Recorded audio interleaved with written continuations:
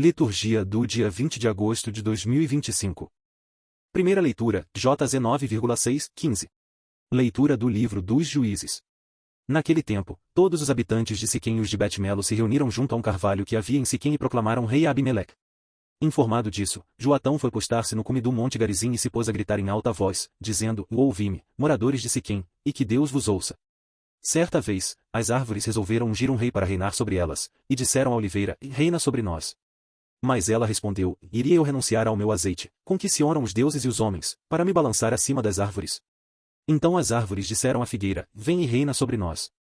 E ela lhes respondeu: Iria eu renunciar à minha doçura e aos saborosos frutos, para me balançar acima das outras árvores? As árvores disseram então à videira: Vem e reina sobre nós. E ela lhes respondeu: Iria eu renunciar ao meu vinho, que alegra os deuses e os homens, para me balançar acima das outras árvores? Por fim, todas as árvores disseram ao espinheiro: Vem tu reinar sobre nós. O espinheiro respondeu-lhes: Se deveras me constituís vosso rei, vinde e repousai à minha sombra, mas se não o quereis, saia fogo do espinheiro e devore os cedros do Líbano. Palavra do Senhor. Graças a Deus. Salmo responsorial. Ó Senhor, em vossa força o rei se alegra. Ó Senhor, em vossa força o rei se alegra, quanto exulta de alegria em vosso auxílio. O que sonou o seu coração, lhe concedestes, não recusastes os pedidos de seus lábios. Com bênção generoso preparastes, de ouro puro coroaste sua fronte. A vida ele pediu e vós lhe destes, longos dias, vida longa pelos séculos. É grande a sua glória em vosso auxílio, de esplendor e majestade o revestistes. Transformastes o seu nome numa bênção, e o cobristes de alegria em vossa face. Evangelho, TMT 21:16a. Aleluia, aleluia, aleluia. A palavra do Senhor é viva e eficaz, ela julga os pensamentos e as intenções do coração. Proclamação do Evangelho de Jesus Cristo segundo Mateus. Glória a vós, Senhor. Naquele tempo, disse Jesus aos seus discípulos esta parábola: O reino dos céus é como a história do patrão que saiu de madrugada para contratar trabalhadores para sua vinha. Combinou com os trabalhadores uma moeda de prata por dia, e os mandou para a vinha. Às 9 horas da manhã, o patrão saiu de novo, viu outros que estavam na praça, desocupados, e lhes disse: Ide também vós para a minha vinha. E eu vos pagarei o que for justo. E eles foram. O patrão saiu de novo ao meio-dia e às 3 horas da tarde, e fez a mesma coisa. Saindo outra vez pelas 5 horas da tarde, encontrou outros que estavam na praça, e lhes disse: Por que estáis aí o dia inteiro desocupados? Eles responderam: Porque ninguém nos contratou. O patrão lhes disse: Ide vós também para a minha vinha. Quando chegou a tarde, o patrão disse ao administrador: Chama os trabalhadores e paga-lhes uma diária a todos, começando pelos últimos até os primeiros. Vieram os que tinham sido contratados às 5 da tarde e cada um recebeu uma moeda de prata. Em seguida vieram os que foram contratados primeiro, e pensavam que iam receber mais. Porém, cada um deles também recebeu uma moeda de prata. Ao receber o pagamento, começaram a resmungar contra o patrão: Estes últimos trabalharam 1 hora só, e tu os igualaste a nós, que suportamos o cansaço e o calor o dia inteiro. Então o patrão disse a um deles: Amigo, eu não fui injusto contigo. Não combinamos uma moeda de prata? Toma o que é teu e volta para casa. Eu quero dar a este que foi contratado por último mesmo que dei a ti. Por acaso não tenho o direito de fazer o que quero com aquilo que me pertence? Ou estás com inveja, porque estou sendo bom? Assim, os últimos serão os primeiros, e os primeiros serão os últimos. Palavra da salvação. Glória a vós, Senhor. Santo do dia. São Bernardo de Claraval, o doutor Melifluo. São Bernardo de Claraval nasceu em 1090, em Fontaines, França, em uma família opulenta. Aos 22 anos, após ter estudado gramática e retórica, entrou para o mosteiro fundado por Roberto de Molesmes, em Sitiaus, em latim cistercium, do qual deriva o nome de cisterciense. Alguns anos depois, fundou o mosteiro de Claraval, Clairvaux, junto com 12 companheiros, entre os quais, 4 irmãos, um tio e um primo. Pelo seu exemplo, muitos de seus parentes também escolheram a vida religiosa. Trabalho, contemplação e oração. Segundo o espírito de Bernardo, a vida monacal era constituída de trabalho, contemplação e oração, tendo como estrelas fixas Jesus e Maria.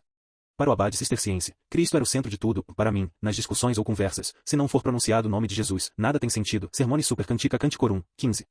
Maria, escreve Bernardo, a leva Jesus, nos perigos, nas angústias, nas incertezas, deve-se elevar o pensamento a Maria, invocar Maria. Que ela jamais saia dos nossos lábios, jamais se separe do nosso coração, para obtermos ajuda na oração, jamais devemos esquecer seu exemplo de vida. Se a seguirmos, não nos perderemos; se rezarmos a ela, não nos desesperaremos; se pensarmos nela, não erraremos. Em homilia segunda Super Missus Est. Os degraus do amor. No seu escrito de Diligendo Deu, Bernardo indica o caminho da humildade para atingir o amor de Deus, exorta a amar o Senhor sem limites. Para o monge cisterciense, os degraus fundamentais do amor são 4. 1. O amor de si para si. Primeiro, o homem ama-se a si mesmo. Depois, vendo que sozinho não pode viver, começa a buscar a Deus por meio da fé. 2. O amor de Deus para si, e no segundo degrau, portanto, ame a Deus para si e não para ele. Porém, deve começar a frequentar a Deus e a honrá-lo, segundo as próprias necessidades. 3. O amor de Deus por Deus, e a alma passa para o terceiro degrau, amando a Deus, não por si mesmo, mas por Ele.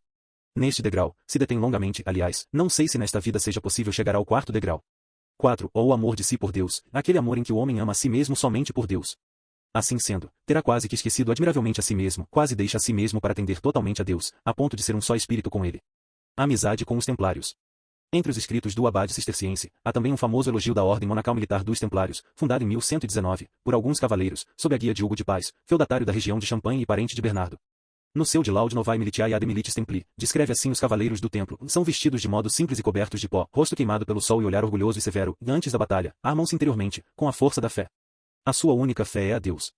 Legado. Bernardo, depois de Roberto, Alberico e Stefano, foi o pai da ordem cisterciense. A obediência e o bem da igreja, muitas vezes, o levaram a deixar a paz monástica para se dedicar às questões político-religiosas mais sérias de seu tempo. Mestre de guia espiritual e educador de gerações de santos, ele deixa, em seus sermões comentados sobre a Bíblia e a liturgia, um documento excepcional de teologia monástica, tendendo, mais do que ciência, à experiência do mistério. Ele inspirou um afeto devotado pela humanidade de Cristo e da Virgem Mãe. Rom, mês. Páscoa. Bernardo morreu em 20 de agosto de 1153. Papa Alexandre III proclamou santo em 1174. Pio XII dedicou-lhe uma encíclica intitulada Doctor Melifluus, que escorre mel, na qual recorda, de modo particular, estas palavras de Bernardo: Jesus é mel na boca, suave concerto aos ouvidos, júbilo ao coração. O doutor Melifluo, último dos padres, mas não, certamente, inferior aos primeiros, escreveu o pontífice, se destacou por seus dotes de mente e de espírito, aos quais Deus acrescentou abundantes dons celestes. Minha oração. Mestre na arte da oração e dotado da sabedoria do alto, ajudai-nos a viver a santidade e nos unir a Deus por inteiro. Ensina-nos o caminho da sabedoria e da verdade, assim como ensinaste aos cistercienses, por Cristo nosso Senhor. Amém. São Bernardo de Claraval, rogai por nós.